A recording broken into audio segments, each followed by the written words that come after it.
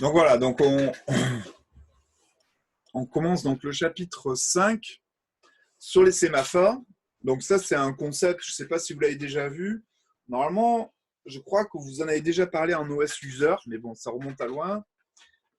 C'est un concept qui est très largement utilisé dans les RTOS.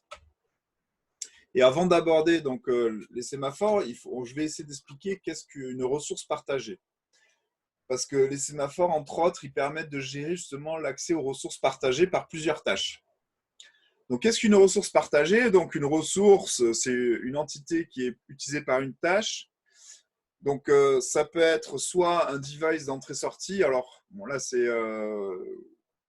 peut être une imprimante. Alors, si on voit au niveau ordinateur, hein, un clavier ou un écran. Mais ça peut être voilà, aussi on va dire un périphérique de communication, par exemple un UART, qui est partagé par plusieurs périphériques, ou un port USB ou un port I2C. Ça peut être des switches, ça peut être des keys, ça peut être donc voilà, plein de choses. Ça peut être des LED, des affichages, un écran LCD, voilà, des périphériques extérieurs où il n'y en a qu'un, et en fait, des fois, il y a plusieurs tâches qui veulent y accéder. Donc, ils ne peuvent pas y accéder tous en même temps, sinon il risque d'y avoir des corruptions.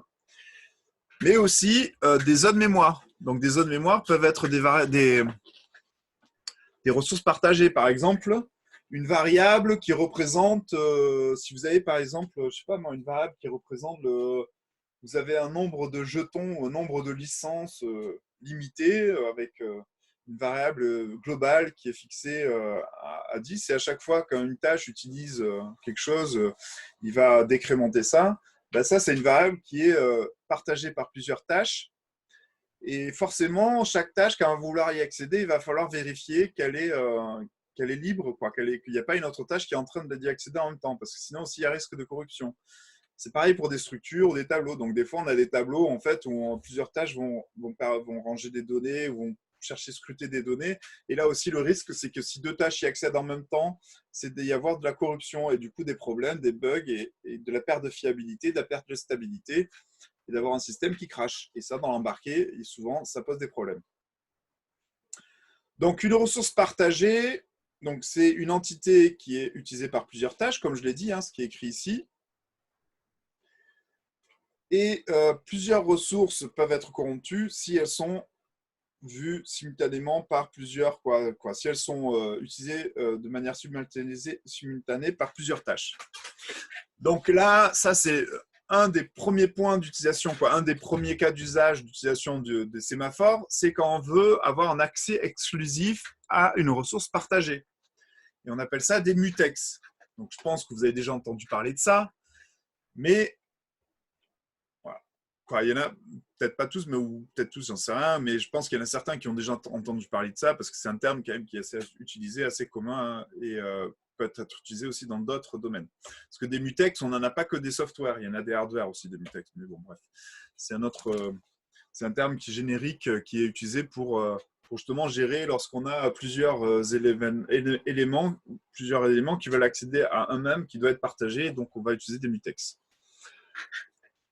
Alors, les sémaphores. Donc, les sémaphores peuvent être utilisés dans moi j'ai identifié trois cas d'usage des sémaphores. C'est soit, premier cas d'usage, contrôler l'accès à une ressource partagée. Donc là, on va parler d'exclusion mutuelle. Soit de reporter une occurrence d'un événement. Alors, on va voir ça, c'est-à-dire que là, c'est par exemple, c'est utilisé si vous avez une interruption qui doit déclencher ou réveiller une tâche. Donc, vous avez une interruption qui arrive parce qu'il y a eu un événement et vous voulez qu'un code s'exécute, mais en général, on veut toujours garder le code de l'interruption le plus court possible. Bien, dans ce cas-là, il va générer un événement, donc un sémaphore, qui va réveiller une tâche. Et cette tâche, en fait, va pouvoir exécuter le code de l'interruption. Ça, c'est un d'autres cas d'usage. Et le troisième, c'est pour synchroniser deux tâches. D'accord? Donc, si vous voulez que deux tâches soient complètement synchrones, on peut utiliser aussi des sémaphores. ou alors, parce que des fois, il faut. Bon, bref, voilà, ça c'est un troisième cas d'usage. On a trois types de sémaphores. On peut avoir soit des sémaphores binaires qui ont que deux valeurs 0 ou 1. Donc là, ça veut dire soit il est libre, soit quoi. Donc on verra bien les cas d'usage en fonction, parce que quand on parle d'accès, ben, on va parler de libre ou pas libre, si la ressource est libre ou pas libre. Si c'est pour qu'une interruption réveille une tâche, ben, en fait, ça va être, on va générer un 1 pour dire je te réveille, quoi. C'est comme une interruption d'une tâche, on va dire, d'une tâche, ouais, ça permet de réveiller une tâche. Donc ça, c'est sémaphore binaire. Ensuite, on a les sémaphores compteurs.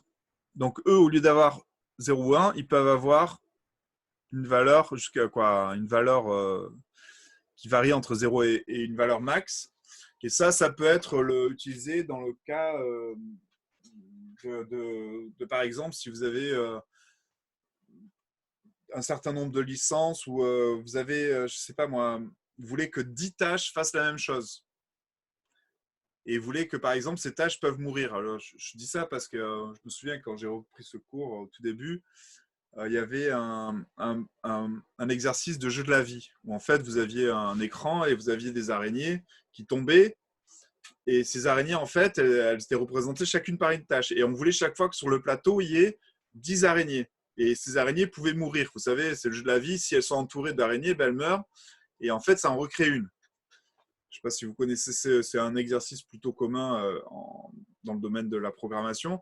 Et donc, en fait, on voulait toujours qu'il y ait 10 araignées ou 100 araignées. Et en fait, pour ça, ben, on va utiliser un sémaphore compteur. C'est-à-dire qu'à chaque fois qu'une araignée, par exemple, on va créer une araignée, ben, on décrémente le sémaphore compteur. Et à chaque fois qu'une araignée meurt, on va réincrémenter le sémaphore compteur. Et donc, il va y avoir à chaque instant, si le sémaphore compteur il est libre, donc chaque fois une tâche qui va chercher à prendre un sémaphore. Et si ce sémaphore n'est pas à 0, bah, il va se réveiller. Donc la tâche va devenir vivante, va s'exécuter jusqu'à qu'elle meure. Et là, elle va rendre son sémaphore. Et donc, il y a une autre tâche qui va s'exécuter. D'accord? Donc voilà, donc il faut essayer de voir d'autres applications. Et puis, il y a le sémaphore mutex. Donc le sémaphore mutex, c'est pour vraiment...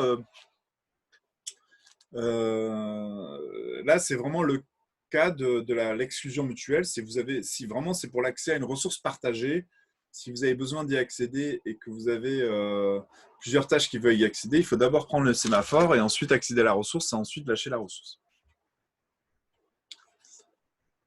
Ensuite, Monsieur, l'éducation, oui, c'est quoi la différence entre binaire smartphone et le meter smartphone?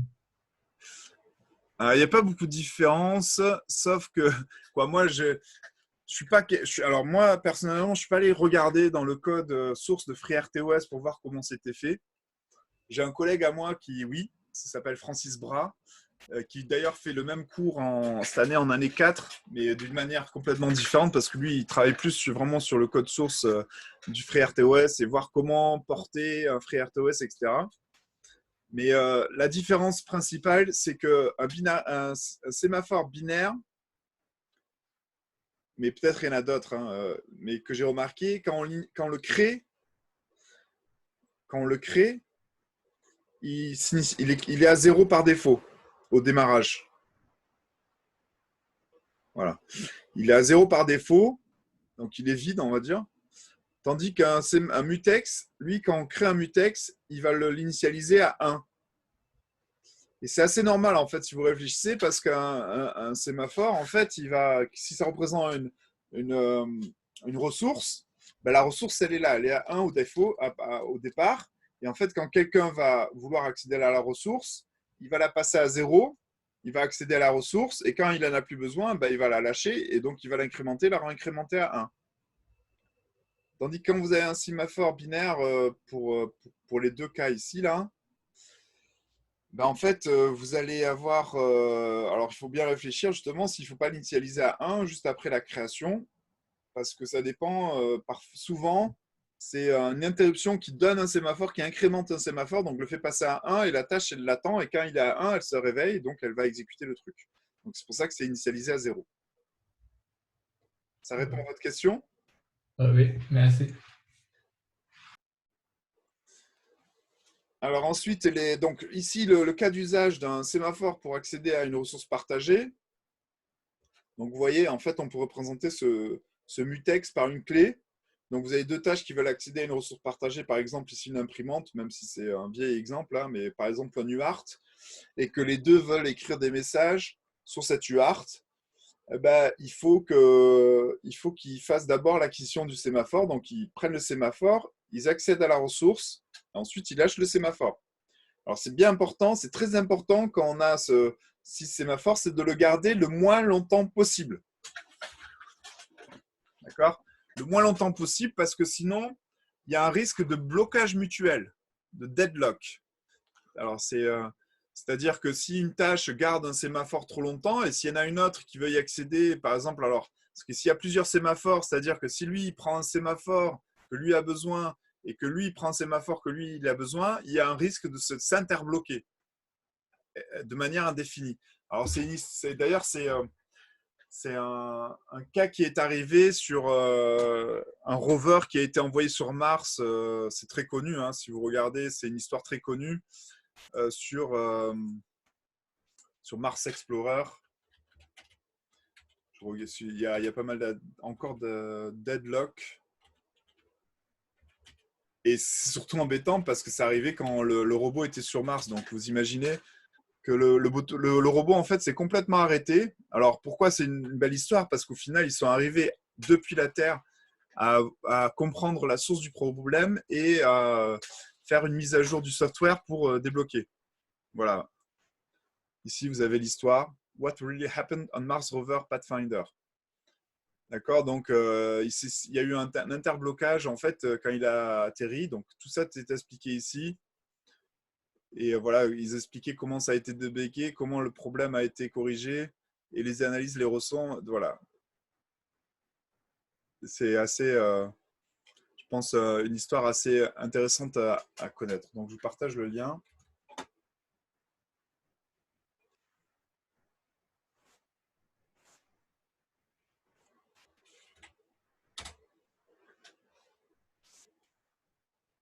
Là, c'est un lien que j'ai pris, mais il y en a plein parce que c'est une histoire très connue. Monsieur, Oui, j'ai une question. oui. Est-ce que les sémaphores, c'est spécifique au RTOS ou il y en a aussi dans les OS normaux? Non, non, il y en a dans les OS normaux. Quoi, a Ok. priori. Après, voilà, moi, je suis pas. En fait, d'origine, je suis pas développeur, donc je suis pas quoi. Je suis pas un softeux moi à la base. Hein. Je suis un électronicien plutôt qui allait vers le soft parce que ça m'a plu et parce que j'avais besoin de comprendre des choses. Donc, mais a priori, à mon avis, ça existe aussi, ouais. Ok. Pas propre au RTOS. Sur Linux, Monsieur, sur Linux, ça existe et c'est pas un RTOS Linux par défaut. Oui. ouais. En soi, je vois pas comment ça peut bloquer si la task 1, elle rend, elle rend la clé. Pourquoi la task 2, elle pourrait pas le prendre après? En fait, ça s'interbloque quand il y a plusieurs sémaphores. Imagine, il y a une autre ressource partagée, ici de ce côté, et un autre sémaphore. Ouais, La tâche 1, elle prend le sémaphore, elle accède à ça, et en même temps, par exemple, la tâche 2 prend l'autre sémaphore qui est imaginé là, ouais. et accède à la ressource. Et par exemple, la tâche 1, elle accède à cette ressource et elle a besoin après d'accéder à celle-là. Donc elle attend le sémaphore 2, Hmm. là, mais lui, c'est lui qui l'a pris. Et lui, par exemple, là, il a pris le sémaphore 2, mais il veut prendre le sémaphore 1 juste après. Ben, il reste Ah, ok, bloqué à prendre le mais par sémaphore défaut, 1. ça devrait être indépendant. Du coup, il faudrait pas que la tâche, elle utilise deux sémaphores l'un après Exactement. l'autre. Et donc, eh ben, c'est un peu les conclusions qui sont prises là, à la fin de, si vous lisez, c'est les conclusions de cet article, c'est qu'il faut jamais prendre, quoi, je crois, hein, mais c'est de toujours, avant de prendre un nouveau sémaphore, relâcher l'ancien. C'est de ne pas prendre deux sémaphores en même temps, ou de deux mutex. Ça, c'est la solution, ouais, pour éviter ce blocage mutuel, ce deadlock. On appelle ça un deadlock. Monsieur, si la tâche elle a besoin de deux ressources partagées en même temps, il faut bien prendre les deux sémaphores en même temps, on n'a pas le choix. Oui, après, c'est-à-dire qu'il faut être très vigilant dans ce cas-là. il faut éviter de le faire. Et si on ne peut pas faire autrement, dans ce cas-là, il faut être très vigilant là-dessus. Et de manière générale, un sémaphore, mais vous allez voir, c'est marrant parce que là, je vous le dis, mais quand vous allez faire un petit exercice après, il y en a quoi. Bon, moi, je ne serai pas là parce que je ne suis pas en TP, je n'encadre pas les TP cette année, je n'ai pas le temps, j'ai trop de cours. Et par ailleurs, en plus, la fac trouve que je fais trop de cours, donc il faut que je diminue. Donc, cette année, c'est des collègues qui vont faire les TP. Donc, mais vous allez voir, il est fort probable que vous fassiez l'erreur, même si je vous le dis ici. C'est-à-dire qu'un sémaphore, il faut le garder. Alors, mais ça dépend le cas d'usage. Hein. Quand on le garde dans le cadre d'un mutex, il faut le garder le moins possible. C'est-à-dire il faut vraiment le prendre, accéder à la ressource, le rendre. Tout de suite. Et il ne faut pas, par exemple, si vous faites une autre action, et c'est ça un peu le travers, c'est le prendre, accéder à la ressource, puis là, en fait, on a oublié de le rendre, et on s'est dit, ah ben tiens, je vais faire ça, et on le rend après, et en fait, tout ce qui est entre les, ça, c'est du temps que vous avez gardé le sémaphore pour rien, et le risque de bloquer d'autres tâches, et le risque de trouver des deadlocks. OK? Ça répond à ta question, Enzo? Oui, oui, très bien.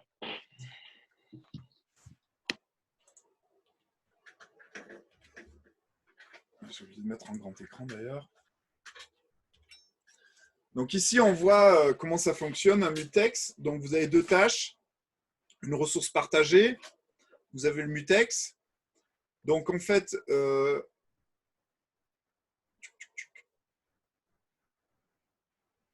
voilà, c'est dans ce sens-là. Donc ici, donc, vous avez deux tâches qui veulent accéder à une ressource, mais seulement une tâche peut prendre le mutex. Donc c'est la tâche 1 qui essaye de prendre le mutex en premier. Vu qu'il est libre, il est disponible, il le prend et ça l'autorise à accéder à la ressource. La tâche 2, si par exemple pendant ce temps-là, la tâche 2 veut prendre le mutex, mais vu que la tâche 1 l'a encore, la tâche 2 n'est pas autorisée et se retrouve bloquée. Donc elle est dans un état bloqué, en train d'attendre un événement, et l'événement, c'est que le mutex se libère. Ici, ensuite, la tâche 2 est bloquée. Donc la tâche 2 est bloquée tant que la tâche 1 n'a pas fini d'accéder à la ressource partagée et rendre le mutex. Une fois que la tâche 1 a rendu le mutex, ben à ce moment-là, la tâche 2 peut le prendre, le mutex, et accéder à la ressource partagée. Et une fois qu'il a terminé, il faut bien sûr ne pas garder le mutex, il faut le rendre tout de suite. Et maintenant, il est disponible pour les deux tâches. C'est bon pour tout le monde, ça, je pense que c'est... Alors, ici, un peu, si on rentre dans l'API, donc ici, on a la fonction qui permet de créer un mutex. Mais avant de créer un mutex, il faut le déclarer. Donc, on utilise le type xSemaphore handle myMutex et on déclare. Donc, on le fait en général à l'initialisation, mais bon, on peut créer aussi des mutex dans des tâches. Mais là, c'est à l'initialisation. Donc, on écrit myMutex, xSemaphore create mutex. Et donc, ça nous crée un objet ici de type mutex.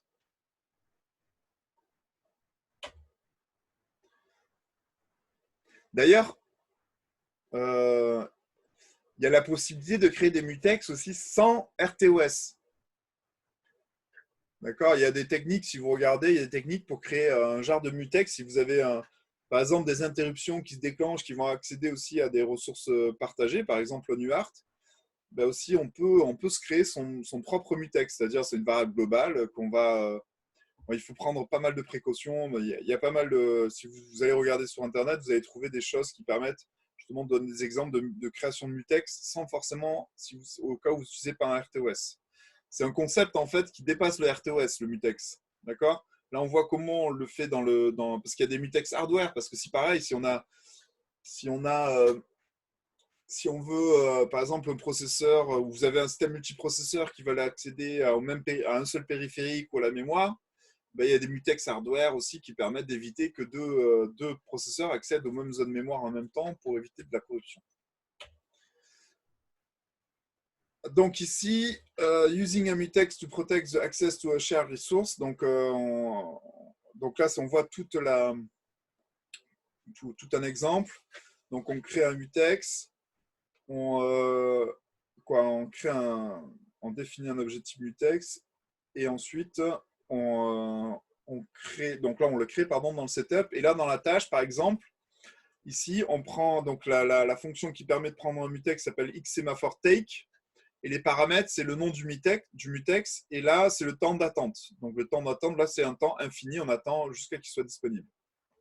Et donc là, on a si on a passé ça, donc ça, c'est bloquant. S'il est libre, on continue la séquence. Donc, on prend le mutex, on accède à la ressource partagée. Et là, par exemple, si la ressource partagée, c'est un petit exemple, là, on affiche un petit message. Et ensuite, on libère le mutex. Monsieur, Oui. pardon. Il se passe quoi si le délai il est dépassé? Le temps pour avoir le mutex? Eh ben, il va le faire quand même, là. Donc, si vous voulez, en général, quand on a un temps à attendre, on va faire comme ça. On va plutôt faire un if comme ça. Check.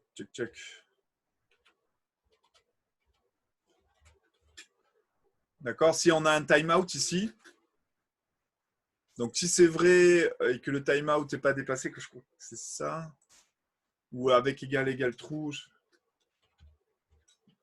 je ne sais plus exactement, mais il faut regarder, il faut le faire avec un if. J'ai d'autres exemples en fait, je ne me souviens plus de tête. Et là, donc dans ce cas-là, il fait ça. Et là, faire un else ici. Donc là, dans ce cas-là, on fait plutôt un. Si vraiment vous voulez faire un timeout, donc un timeout ici, donc au lieu de mettre ça, vous mettez 100 par exemple, donc 100 tick system. Donc ça va attendre 100 tick system. Donc là, le temps qu'on met, c'est des tick system. Le tick system, c'est le timer, le stick, qu'on peut mettre sur 1 milliseconde, 10 millisecondes, donc ça dépend le temps que vous avez mis. Donc, pas mettre ça, hein. Donc à la place de ça, donc je l'ai mis en parenthèse parce que après je vais le remettre. Et là, vous faites un if. Donc si le mutex se libère dans le temps imparti, on fait ça. Et sinon, vous faites un else. Si vous voulez pas que ce soit complètement bloquant. C'est bon. Ok. Voilà, la syntaxe, je suis pas sûr de la syntaxe, mais c'est à peu près ça l'idée. On ira checker du coup. Ouais. Mais nous, dans les exemples qu'on traite, qui restent assez simples, hein, en général, on met toujours port max délai. D'ailleurs, ça, pour vous, là, je vous invite à toujours mettre port max délai, de mettre le maximum, parce que sinon, ça peut engendrer des erreurs qui sont dures à détecter. Alors, attendez,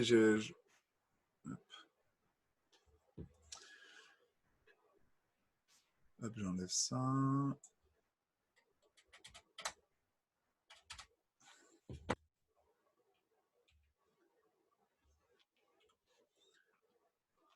Alors, ensuite, on part d'un autre cas d'usage qui est différent. D'accord? C'est pour synchroniser deux tâches ou synchroniser une interruption avec une tâche. Donc, les sémaphores peuvent être utilisés pour la synchronisation. Pour ça, par exemple, reporter un événement d'une tâche vers une autre. Donc, c'est ce cas-là, là. Ou pour synchroniser deux tâches. Ou pour déclarer un événement d'une interruption vers une tâche. D'accord? Donc, ça, c'est un autre cas d'usage. Alors là les schémas que j'ai utilisés sont des schémas, ces schémas-là sont de MicroCOS2. Et donc là, il y a marqué post et pend parce qu'en fait, mais c'est bien parce que donc chez FreeRTOS, ça s'appelle take et give. D'accord? Mais il y a certains RTOS qui vont utiliser post et pend.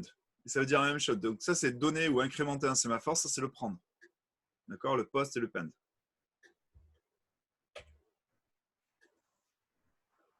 Donc maintenant, créer un sémaphore binaire. Donc ça ressemble pas mal. Donc on crée un objet de type sémaphore, quoi. Un objet une variable de type sémaphore, handle, comme le mutex, qu'on appelle, donc là je l'appelle mySem. Et là, au lieu d'appeler la fonction xSemaphore create mutex, on appelle xSemaphore create binary. Donc là, binary, c'est un sémaphore binaire, d'accord? Et comme je vous l'ai dit, quand un sémaphore binaire est créé, il est à 0 par défaut. Donc il est vide. Ce qui est la différence, par contre, un mutex, quand vous le créez, au démarrage, il est à 1. Parce que vous voyez ici, quand on le prend, la première chose qu'on cherche à faire, c'est le prendre. Ce qui n'est pas forcément le cas des sémaphores binaires, parce que sémaphore binaire, par exemple, au démarrage, il est vide et on va d'abord faire un post et après un pend. Donc, on va d'abord l'incrémenter, après le prendre. Monsieur, Oui. je comprends pas le schéma avec les postes et le pin. Qu'est-ce que vous ne comprenez pas? Donc ça, c'est le... Ça, sur FreeRTOS, on va l'appeler take, et ça, on va l'appeler... give, pardon, et ça, take. Donc là, l'idée, c'est que si vous avez une interruption qui se déclenche, on va voir un exemple après. Hein. Quand il y a une interruption qui se déclenche, soit on écrit tout le code à exécuter dans l'interruption, mais en général, on ne fait pas ça, parce que ça empiète en fait sur les performances temps réel. En général, ce qu'on fait, c'est qu'on garde là le sous-programme d'interruption le plus court possible, parce qu'en fait, une interruption, c'est prioritaire à toutes les tâches, donc ça, en fait, ça retarde tout.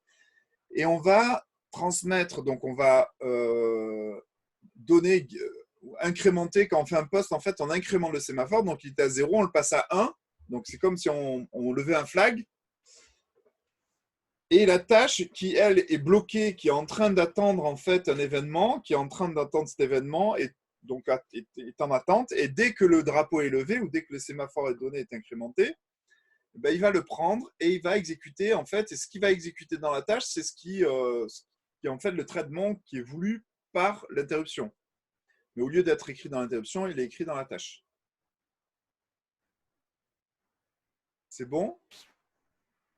Et là, en fait, on peut faire ça entre une interruption et une tâche. On peut faire ça aussi entre deux tâches. Donc ici, une tâche qui va juste réveiller une autre, ou alors carrément de synchroniser exactement deux tâches. Si on veut être sûr qu'il y a un synchronisme complet, c'est-à-dire que jamais cette tâche s'exécute deux fois plus souvent que celle-là, si on veut vraiment qu'il y ait une exécution en parallèle de ces deux tâches, on peut faire comme ça. D'accord. C'est bon? Oui, en fait, c'est surtout le troisième schéma que je n'avais pas compris. D'accord.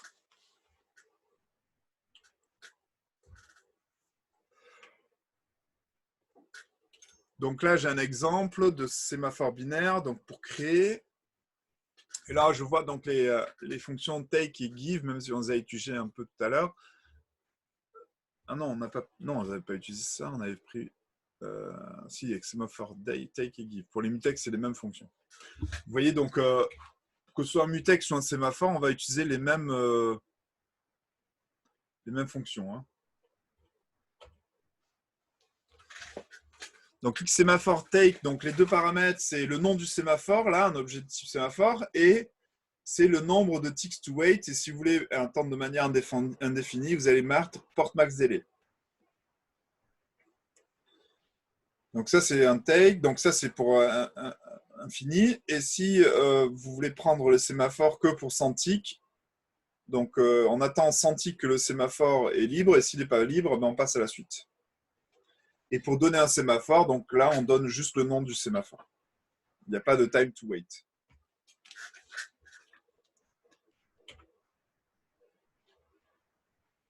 Donc là, on voit comment on peut utiliser un sémaphore binaire pour synchroniser deux tâches. Donc d'ailleurs, on n'en utilise pas qu'un, on utilise deux. Comme représenté ici, on est obligé d'en utiliser deux.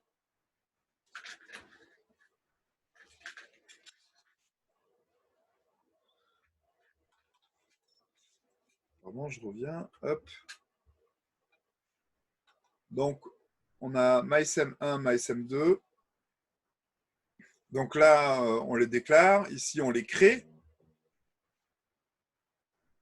D'accord? Avec create binary. Là, on crée deux tâches. OK, donc task 1, task 2. Et alors là, on va donner le sémaphore. Alors, je vais vous expliquer pourquoi on fait ça. Donc là, on a deux tâches assez simples. Donc, une première tâche qui attend un sémaphore MySem1, qui attend de manière infinie, et qui, quand il le prend, il va faire quelque chose et il va donner le sémaphore à MySem2. Et donc, en donnant le sémaphore à MySem2, il va débloquer la tâche 2 qui, elle, attend le sémaphore 2.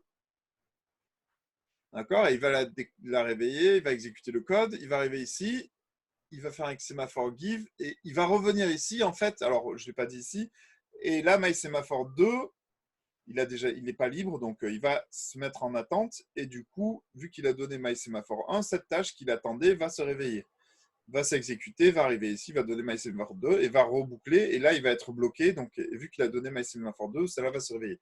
Donc ici, on a un code qui permet de faire en sorte que ces deux tâches soient exactement synchronisées. Donc l'exemple que j'ai montré tout à l'heure qui nécessite deux sémaphores avec deux tâches. Que Aziz m'avait posé des questions. J'espère que ça, du coup, ça répond quoi. C'est assez clair cette architecture de code qui montre un peu comment on fait pour synchroniser deux tâches grâce à un sémaphore binaire. Mais du coup, là, monsieur, Oui. du coup, là, en fait, on prend, par exemple, pour le MySémaphore 1, on le prend, mais on ne le libère pas directement après utilisation, on le libère dans l'autre tâche. C'est pas gênant. Non, vous le prenez ici. Alors, c'est-à-dire que là, au démarrage, vous avez les deux tâches qui vont s'exécuter. Donc, en général, c'est toujours c'est par l'ordre. Alors, ça aussi, c'est un peu perturbant. Je m'en suis rendu compte il n'y a pas longtemps. C'est que la première exécution, ça ne va pas être par rapport à la priorité qu'elle va s'exécuter, mais c'est par rapport à la date de création. C'est-à-dire que si vous avez créé une première tâche, même si elle a la priorité la plus faible, c'est elle qui va s'exécuter en premier. Vous voyez ce que je veux dire? Donc là, Oui. par exemple, au démarrage, vous avez deux tâches qui vont s'exécuter. Ici, elles vont rester toutes les deux bloquées. On est d'accord? Ou pas? Pourquoi elles vont rester bloquées? Non, non, non, non. Non, vous n'êtes pas d'accord. Bah, au début, on donne le premier sémaphore. Non, on ne le donne pas, on le prend là. Take, c'est prendre. Ah, mais dans le setup, on le donne. Non, on ne donne pas. Alors là, oui, là on le donne. Attendez, on n'est pas arrivé là. Donc, on a créé deux sémaphores. Comme je vous ai dit, quand on crée des sémaphores binaires, en fait, ils sont initialisés à 0. D'accord? Oui. Et en fait, c'est pour ça, si on ne mettait pas cette ligne-là, en fait, ce code-là, il ne démarrerait jamais. Il resterait tout le temps bloqué ici, ici. C'est pour ça qu'on en débloque un ici pour lancer le truc, en fait. Et on le fait bien. Et je le fais bien après avoir créé les deux tâches et pas au milieu ou avant. Une fois qu'on a créé les deux tâches, qu'elles sont exécutées, qu'elles sont bloquées, ben on va donner un sémaphore pour débloquer cette tâche-là. Avec MySem1, donc MySem1 qui était à 0 va passer à 1. Donc du coup, là, il est à 1, il le prend, il fait quelque chose. Et après, donc quand il l'a pris, il est revenu à 0. Et là, il va donner sémaphore à MySem2, ce qui va permettre de débloquer cette tâche-là. Mais cette tâche-là, quand elle va continuer à exécuter, donc elle reboucle, elle va rester là, elle va rester bloquée tant que MySémaphore 1 n'est pas libre. D'accord? Et donc là, le deuxième sémaphore est donné, et la deuxième tâche va le prendre, faire quelque chose et le rendre. Et rendre le. Quoi, rendre? Pas non, il ne rend pas le même sémaphore, du coup, il active le sémaphore de la tâche 1. Est-ce que c'est plus clair, Aziz? Oui. Ok. Et les autres, j'espère aussi, hein? N'hésitez pas, si vous avez des choses que vous avez du mal à comprendre, à poser des questions. Et comme je dis, il n'y a aucune question bête. Alors, bon, là, je parle parce que, en fait, des interruptions, donc c'est un rappel pour vous. Donc, qu'est-ce qu'une interruption? Une interruption request, donc je pense que vous savez ce que c'est hein, depuis le temps. Donc, comment ça marche? Vous avez votre code principal et vous avez du coup un événement qui va déclencher quoi. Comment on pourrait traduire hardwired CPU respond activities? Donc, en fait, si vous voulez, il va sauter à une adresse qui est l'adresse du vecteur d'interruption pour venir exécuter une routine d'interruption.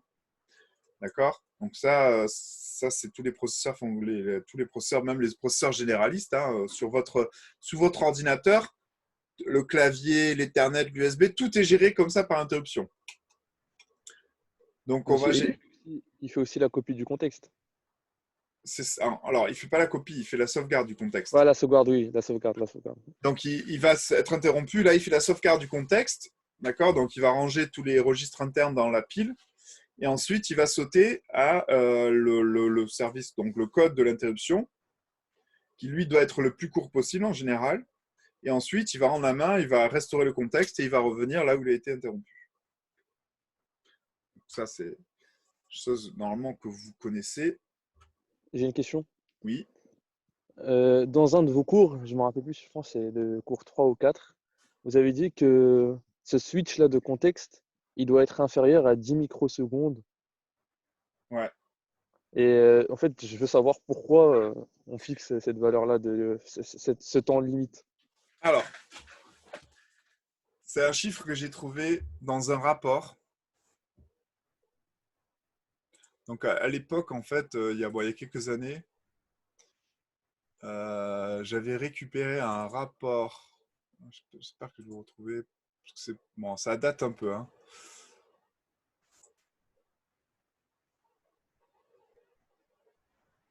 Je crois que c'est là.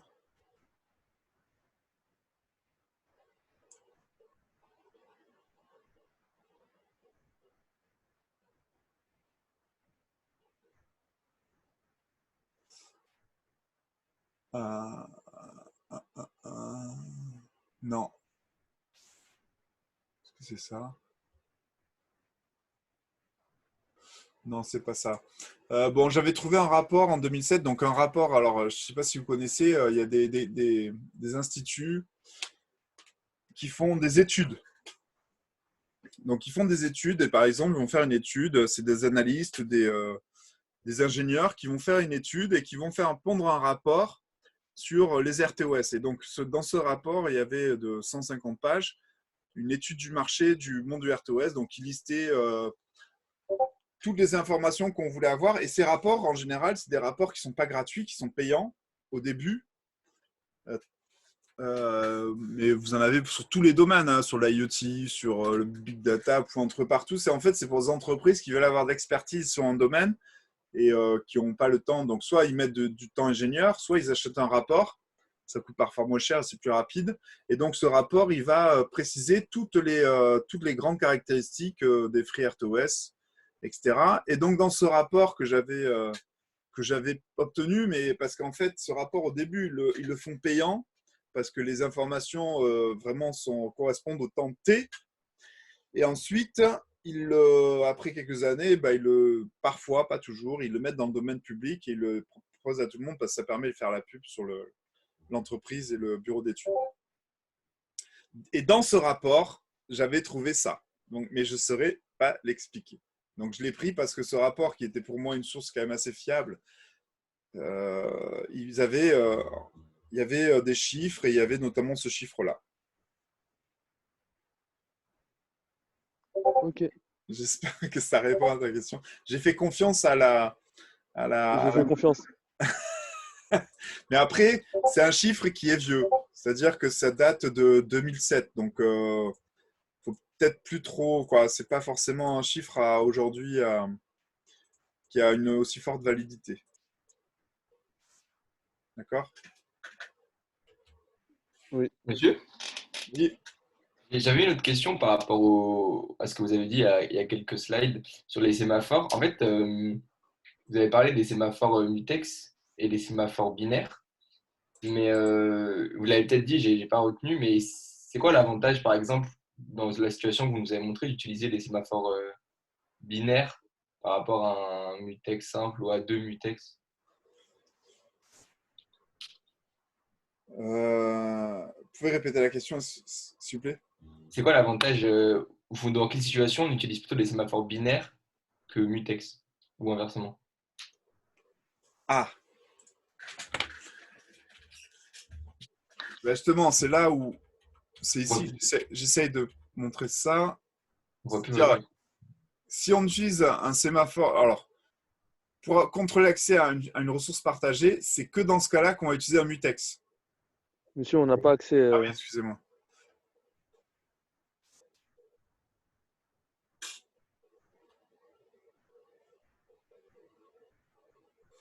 Tac, j'ai perdu le fil là, voilà. Hop, tac, partager.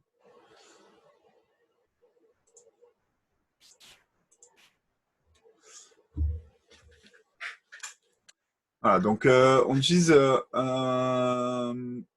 là, c'est bon, vous voyez, hein. Ouais. Donc, pour accéder à une ressource partagée, on va utiliser un mutex. Ok.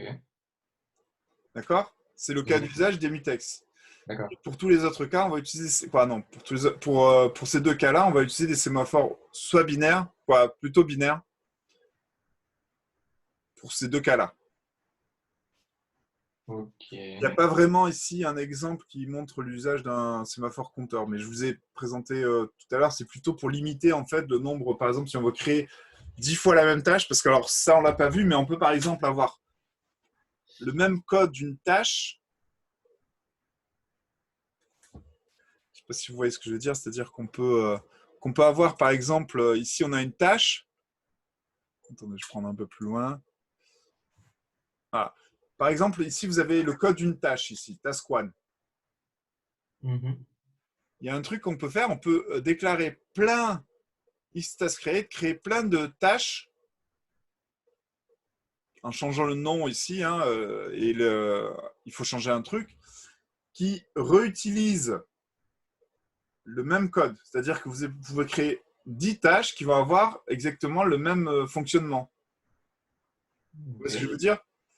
Et si par exemple vous voulez limiter, comme je disais tout à l'heure, moi c'est le seul cas d'usage que je vois, parce que je suis pas, j'ai pas trop d'autres cas que je vois qui me viennent en tête, mais c'est si vous voulez par exemple limiter le nombre vous voulez qu'il n'y ait que 10 tâches en même temps qui soient créées de ce type-là, vous allez utiliser un sémaphore compteur, vous allez mettre là, et donc il va prendre un sémaphore compteur, sauf si ce sémaphore compteur est arrivé à 0. S'il est à 0, c'est qu'il n'est plus disponible. Et il va attendre en fait qu'il y en a un qui soit à nouveau disponible.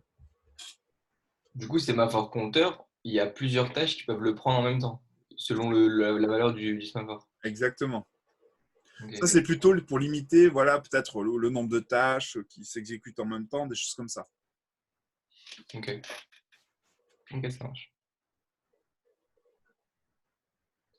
Alors, j'étais là, tac. Alors ça, c'est un exemple que vous avez vu, que je fais dans le cours de microcontrôleur d'année 3 pour expliquer comment fonctionne INIRQ. Donc, je reviens dessus parce qu'on ne sait jamais, il y en a qui ont la mémoire courte et ça permet de... Parce que c'est des notions importantes. Donc là, vous avez un programme principal. Donc là, je l'ai fait en plus avec le code Arduino. Comment on déclare une interruption sur Arduino. Donc, ici, c'est des variables globales, setup, donc initialisation, on configure des périphériques, là par exemple, et on configure une interruption. Et là, on a notre boucle infinie qui fait un certain nombre de choses tout le temps, et donc parfois, vous pouvez avoir ici vous avez le sous-programme d'interruption. D'accord? À chaque fois, en fait, donc là, on a déclaré une interruption externe, donc une interruption qui se déclenche sur un événement, par exemple sur une pin. On va choisir la pin, le handler, d'accord, qui est là, le nom de l'interruption, et sur front descendant. Excusez-moi. Donc ici, quand on est dans la loupe, à chaque instant, il peut y avoir une interruption. Une interruption, hein, on est d'accord, c'est un événement complètement asynchrone. On ne peut pas le prévoir. D'accord?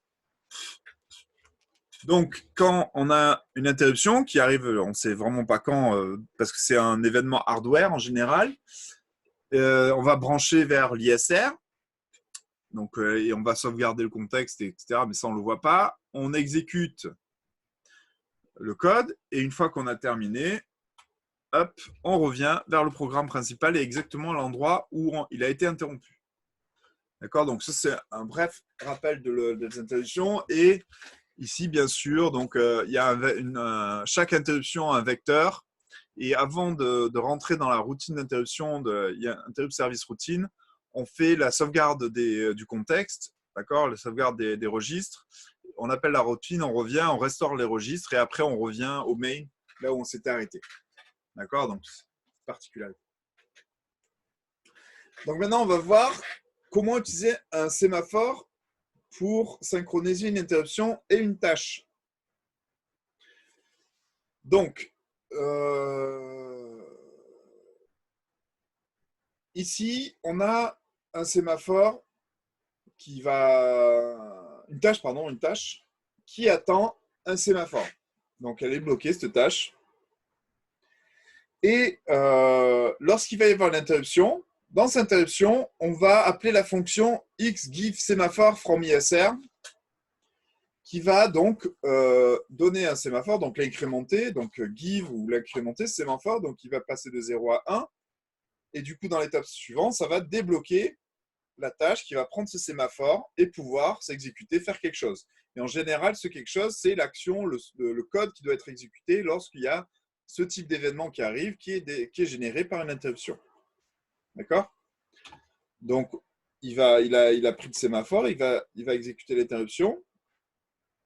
Et là, à ce moment-là, si vous avez une autre interruption qui arrive et qui donne un autre sémaphore, il va pouvoir repasser, parce que là, il est passé à 0, il va repasser à 1, même si la première tâche est encore en train de processer la première interruption. Et une fois, quand la tâche a terminé de faire son travail, le code à exécuter, il va attendre un autre sémaphore. Et vu que le sémaphore il est déjà présent, parce qu'il y a déjà eu une interruption entre-temps, il va la prendre tout de suite et il va donc faire le code exécuté par la seconde interruption.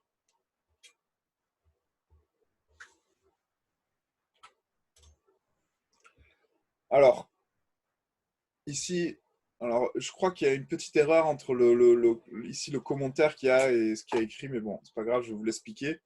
Donc, on prend un cas où vous avez en fait aussi un autre cas qui permet de voir comment ça fonctionne et comment aussi montrer que, en général, un des avantages à l'époque de MicroCOS2, mais c'est le même cas en FreeRTOS, c'est qu'il n'était pas besoin de... Alors, je vais vous montrer ce cas d'usage, en fait. Ouais. Excusez-moi. Cet exemple. Donc, vous avez deux tâches, une low priority task et une high priority task. D'accord? Donc, c'est là une tâche de basse priorité et une tâche de haute priorité.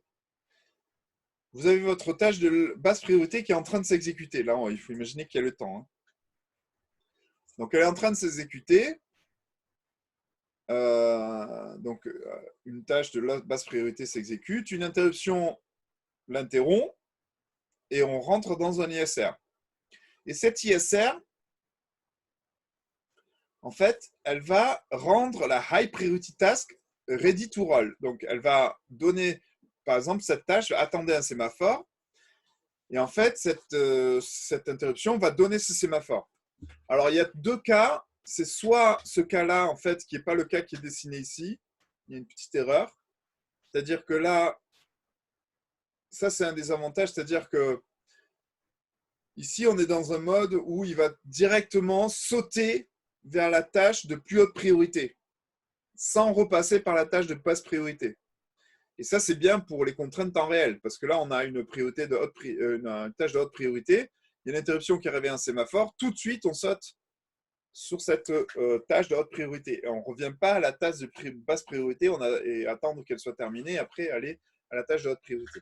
D'accord? Donc ça permet d'avoir une réaction plus directe à notre événement.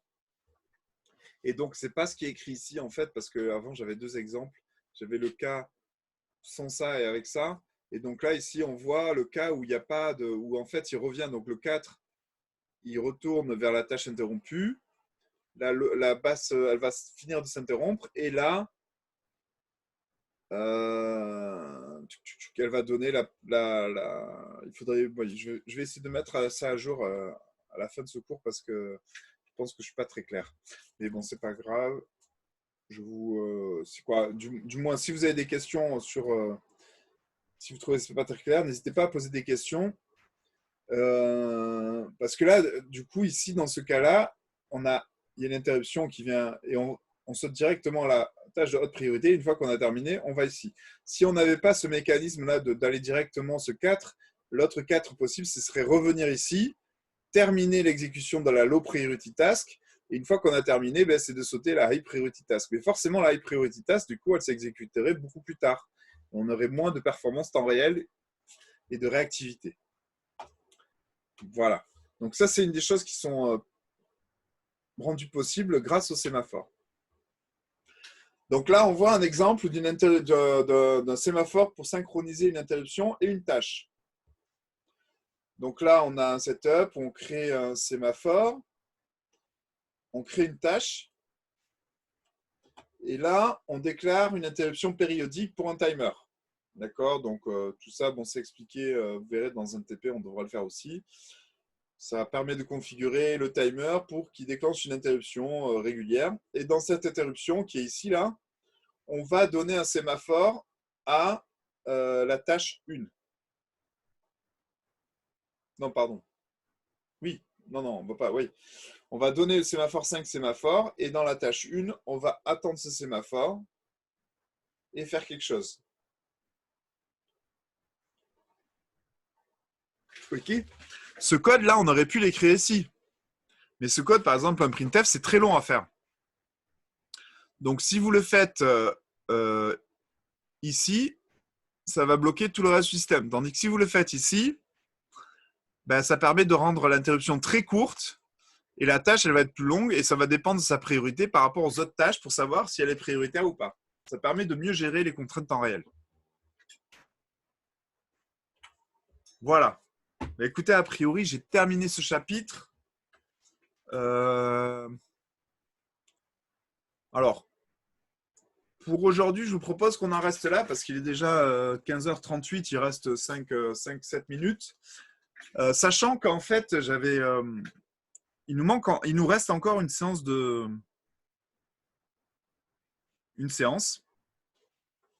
si je ne me trompe pas. Donc, je ne sais pas si vous avez des questions, alors je vais arrêter l'enregistrement.